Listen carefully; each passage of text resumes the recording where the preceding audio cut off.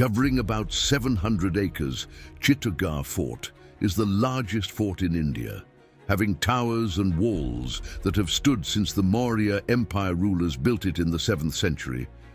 The fort sits on a 180 meters high hill rising from the plains. These walls have stood the test of time, bearing witness to the battles fought and sacrifices made by the Rajput warriors, who chose self-sacrifice over surrender.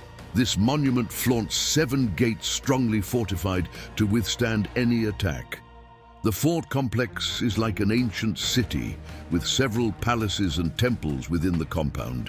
Each of these structures forms the base of Rajput architecture, including the Kalika Mata temple, which is the testament to the spiritual resilience of Chittorgarh. Within these walls, history whispers through the corridors, telling tales of love, betrayal, and unwavering courage.